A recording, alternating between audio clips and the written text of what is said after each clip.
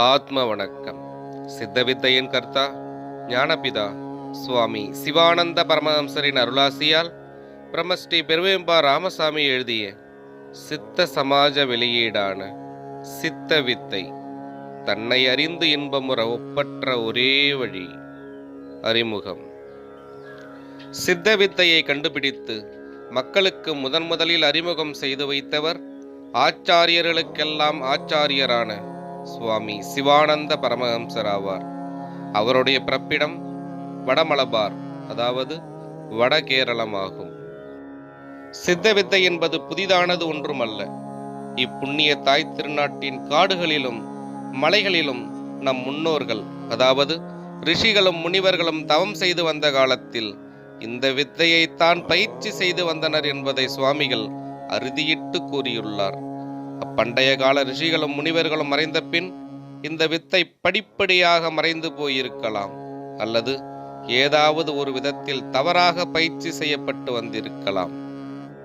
தன்னை உணர்தல், கைவல்லியம், நிர்விகல்ப சமாதி அல்லது மோட்சம் அடைவதற்குரிய மிக சுலபமானதும் தெளிவானதுமான இந்த ஞான வழியை கண்டுபிடித்தவர் புனித ஞானாசிரியர், சித்த சமாஜ நிறுவகர் சுவாமி சிவானந்த பரமஹம்சர் ஆவார்.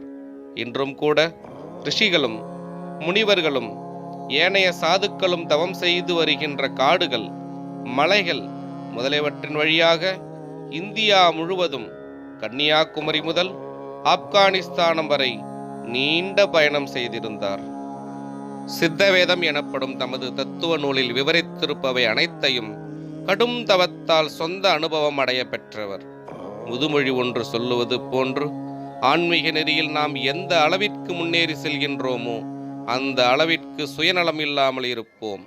தமது வைராக்கிய சாதனையால் பேரின்பத்தை அனுபவித்ததோடல்லாமல் யாம் பெற்ற இன்பம் பெருக இவ்வையகம் என்ற வாக்கிற்கிணங்க உலகத்தோரையும் பயன்பெற செய்து முன்னேற்றுவதற்கு சுவாமிகள் பெரிதும் விரும்பினார்.